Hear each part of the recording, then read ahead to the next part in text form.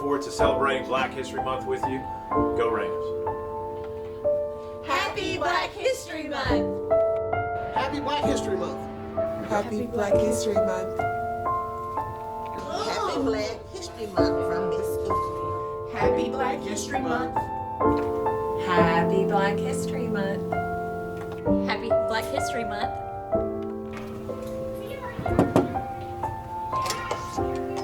Happy Black History Month. Happy Black History Month. Happy Black History Month! Happy Black History Month.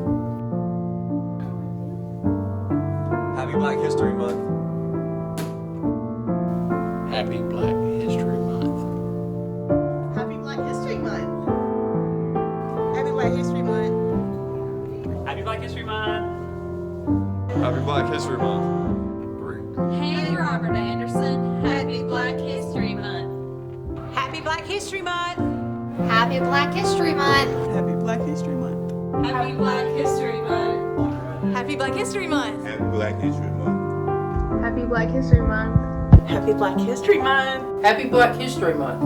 Happy Black History Month. Happy Black History Month. Happy Black History Month. Happy Black History Month. Happy Black History Month. Happy Black History Month. Happy Black History Month. Happy Black History Month.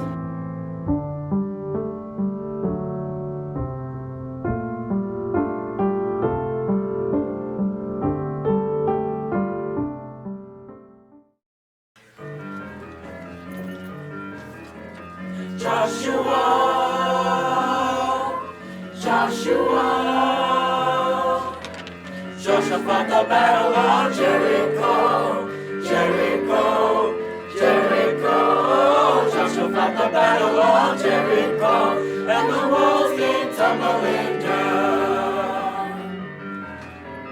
Joshua, Joshua. You may talk about your kings of Gideon, You may talk about your men also, but there's none like good old Joshua. at the battle of Jericho. Joshua fought the battle of Jericho, Jericho, Jericho. Joshua fought the battle of Jericho, and the walls came tumbling down. Joshua, Joshua. To the walls of Jericho, He marched with spear in hand, go sound the ramrod, Joshua. 'cause the battle is in my hand. Joshua fought the battle of Jericho, Jericho, Jericho. Joshua fought the battle of Jericho, and the walls came tumbling down. Down, down, down, down. Down, down, down, down, down. The walls came tumbling down. Joshua fought the battle of Jericho, Jericho, Jericho. Joshua fought the battle of Jericho, and the walls came tumbling down. Fought the battle of Jericho, Jericho, Jericho. Joshua fought the battle of Jericho, and the walls came tumbling down.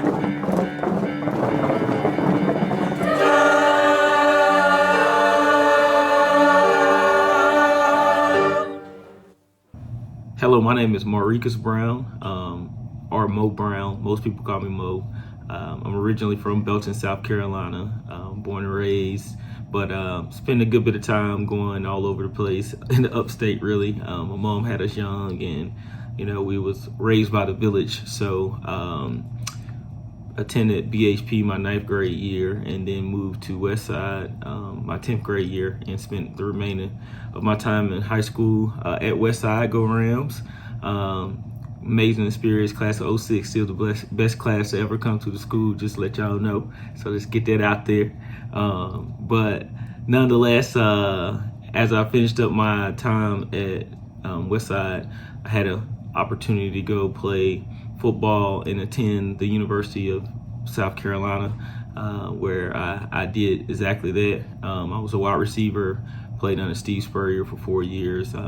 Fortunate enough to receive recognition from my teammates and was a team captain my senior year as well. So that was fun, but most importantly, got my degree in finance and marketing from the Dollar School of Businesses, which is one of the top business schools in the country. So it left me pretty well equipped to go into the world, even though I thought I would, make it to the NFL and make millions, etc. That did not happen that way. But because I pushed myself and got that degree, had opportunity to work for the Department of Commerce for 6 years, recruiting companies from all over the world, getting to travel the world, and tell people how good our state is and how great our state is, and to invest in it by bringing good paying jobs and opportunities, for people to increase their standard of life. So that was a very neat opportunity. Got to meet a lot of amazing people in that process.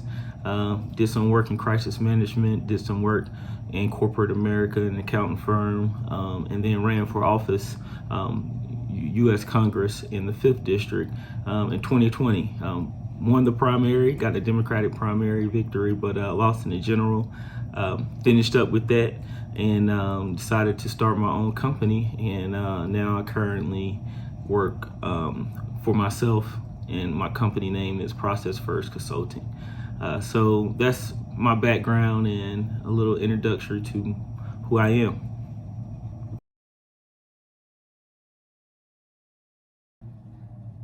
So the question is, what do I want to leave young leaders with? What advice? Well, first of all, is that you are in control of your own destiny. And I know that sounds cliche, but that's the reality of it. I can look back over my life and remember people speaking, not necessarily negative, because they didn't necessarily know what all that was in me. And so they were just speaking from their perspective, but nonetheless, was putting limitations on myself. But thankfully, I never gave in to those limitations projected on me. So I'm telling you, as a leader, as someone who has to grow yourself, this journey that you're on yourself, believe in yourself thoroughly, and there's no limitations of who you can be if you believe in who you are and you walk in that. So that's advice I would give to these young leaders, and I know that has guided me, and I try to adhere, stay principled, stay high integrity, things that I learned right there, in Anderson and Belton, South Carolina. So it's something I'm very proud of, and I think if we all do that, then you will achieve exactly what you want out of life. You're not going to cheat yourself. Don't cheat yourself. So that's my advice to young leaders.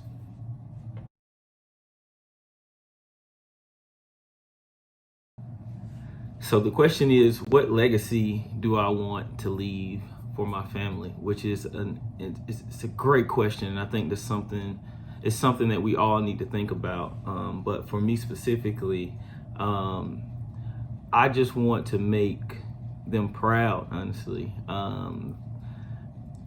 for what they put into me. The guidance to help craft me into this individual, this thoughtful, what I believe to be a thoughtful person, a caring person, well-intentioned, always seeking to give back and service people, give the gifts that was, blessed upon me or worked upon by me, etc., back to other people who need it more than I do. And that was instilled in me by my family, and just a lot of selfless servants. And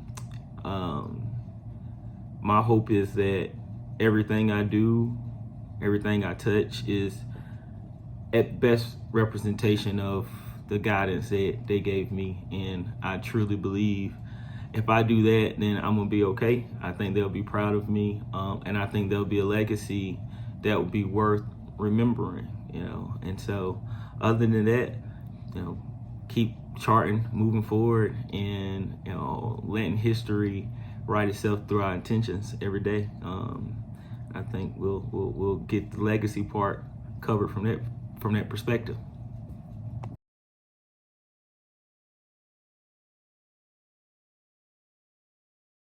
The question is, why is Black history so important to me? Well, it's our history. I'm an African American, as we can see, and understanding history, as I stated, what legacy I want to leave for my family. It's the same thing when we think about our history. What empowered us to be the people we are, and then what responsibility do we have to what was given to us to continue to move it in a progressive way that is affecting the Black community more specifically, and in a way that's gonna reap better results for our community.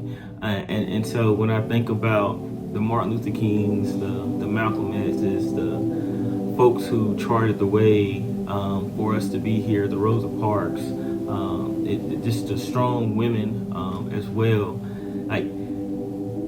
There is a great debt we owe to all of them, and I think it goes beyond just speaking and recognizing what they've done. The debt is literally for us to build upon that and continue to move it. So when I think about Black history, I don't look at it as looking at the past. I see it as an action. I see it as something that we all got to take upon ourselves and consistently pull up the mirror, be able to address our own faults, and make the people who try to make our lives a little bit easier proud by trying to do the same for the next. And that's what I think about when I think of Black history. So appreciate the question.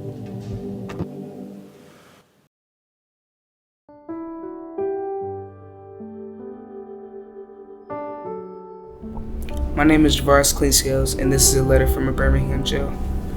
A letter from a Birmingham jail is still relevant to my generation because injustice is here, and injustice anywhere is a threat to justice everywhere. Dr. King's letter is relevant because police brutality is known in every section of this country. This letter is relevant to my generation because we are still the victims of a broken promise. It is relevant because we still hear the word wait, which has almost always meant never. It is relevant because time is still neutral and justice too long delayed is still justice denied. A letter from a Birmingham jail is still relevant because there are still two types of laws. There are just laws and there are unjust laws. It is relevant because an unjust law is no law at all. A just law squares with moral law or the law of God. Any law that degrades human personality is unjust. A letter from a Birmingham jail is still relevant to my generation because oppressed people cannot remain oppressed forever. The urge for freedom will eventually come. A letter from a Birmingham jail is still relevant today because we have no despair about the future. We will reach the goal of freedom all over the nation because the goal of America is freedom. A letter from a Birmingham jail is still relevant to my generation because we agree with Dr. King when he ends his letter by saying, "I will stay in jail to the end of my days before I make a mockery of my conscience." Was not Abraham Lincoln an extremist? This nation cannot survive half slave and half free. Was not Thomas Jefferson an extremist? We hold these truths to be self-evident that all men are created equal. So the question is not whether will we be extremists, but what kind of extremists will we be? Will we be extremists for hate, or will we be extremists for love? Will we be extremists for the preservation of injustice, or will we be extremists for the cause of justice? Thank you.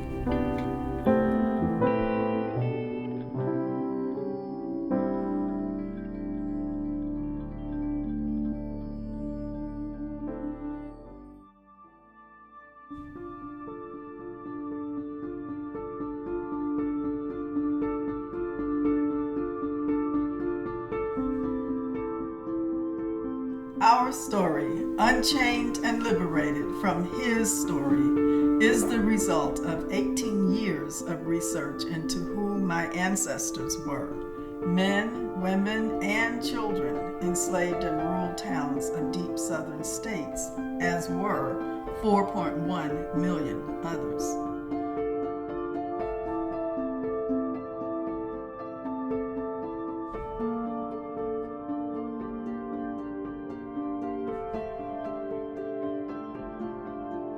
our story uncovers intentionally hidden, painful stories that built resilience, courage, compassion, and an abiding faith in God, in these ancestors who once traveled the stony roads of South Carolina, Mississippi, Louisiana, and Texas in the 1800s and 1900s.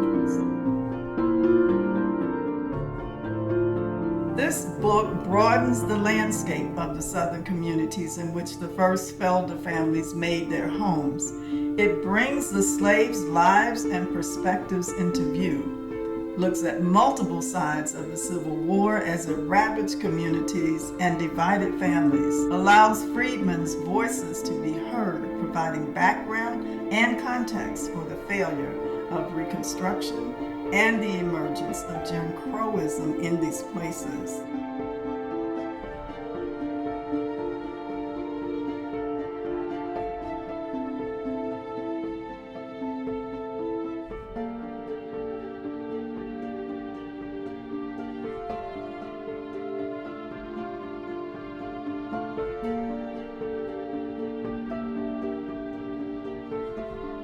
Many ironies are evident. Why did I never know anyone named Felder except my immediate family of sisters and my father's mother until I hired a young lady to work on my staff when I directed the Upward Bound program at Kansas State University. Vicki Felder was African American and from South Carolina. How did I end up working for 30 years at Clemson University, an institution that I had never heard of until 1987 when I was hired as the first African American dean in its 98-year history? An institution that sits on the Fort Hill plantation of John C. Calhoun, the law school roommate of John Myers Felder, the largest Felder slaveholder in the state of South Carolina. I now sit comfortably surrounded on Sunday mornings by beautiful stained glass windows of AME and Baptist churches, revealing subtle glimpses into the Christian cultures of my ancestors' past. If I peer through these windows from the inside out, which I have done the entirety of my life, I get one perspective. But if I peer through these windows from the outside in, which this research has allowed me to do, I get another perspective.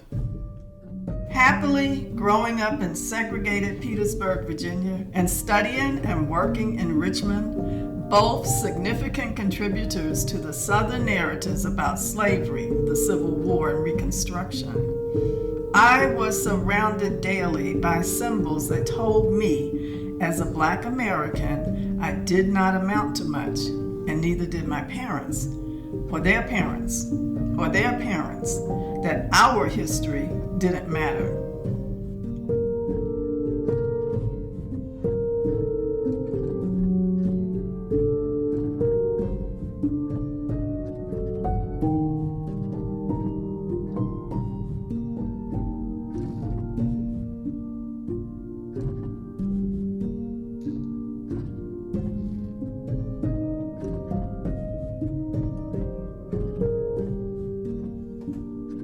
The fourth grade history textbook adopted for all public Virginia schools in 1957 when I was in elementary school perpetuated that narrative.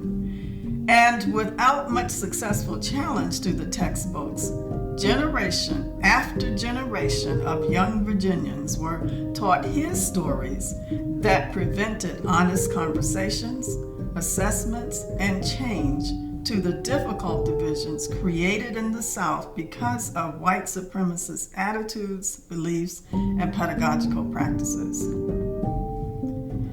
His stories tell of the Revolutionary War hero in Orangeburg, South Carolina, Captain Henry Felder, who was friends with the Indians, who saved a northern-born free Black man from being enslaved by slave trader kidnappers and hired him as his foreman. Perhaps. But his stories about Captain Felder do not tell that he purchased slaves that he voted against the article in the proposed Continental Association to discontinue the slave trade industry, and that in 1860, his descendants enslaved more than 1,312 people on their plantations and farms. There's a saying that when the ancestors want to be found, they show up. And many of ours did, in places I could have never imagined, in a parking lot, at a theology school no longer used to train ministers, in a book left out on a table in the Port Gibson Library, in a play written about Magnolia, Mississippi, in a WPA slave narrative, in an envelope in a storage closet in the courthouse in Greensburg, Louisiana, in the African American Civil War Museum in Washington, D.C., and in the Confederate Soldiers' Files of the National Archives, just to name a few. Our story is one of slavery and bravery. Our Hulbert ancestors were slaveholders. 108 men, women, and children were enslaved on their expansive plantations of more than 1,700 acres in Claiborne County, Mississippi.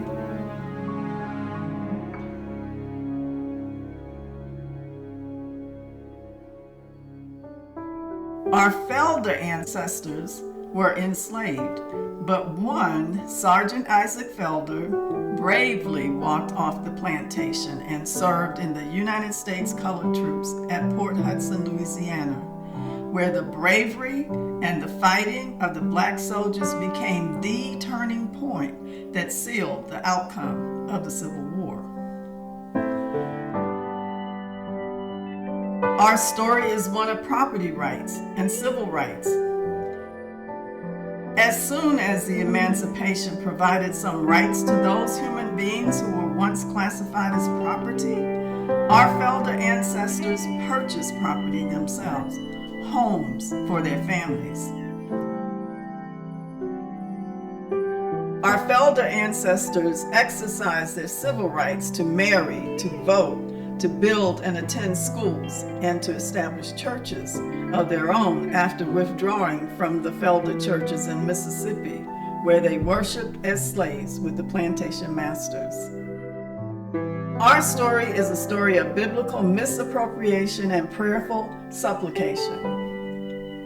Reverend Charles Felder, preaching to slaves at Felder's Campground and other Mississippi and Louisiana churches to obey their masters whether they are perverse and wicked, is juxtaposed against Reverend Sona Paul Felder, our great-grandfather, preaching to and praying with his congregation in the AME churches for God's continued blessings of freedom.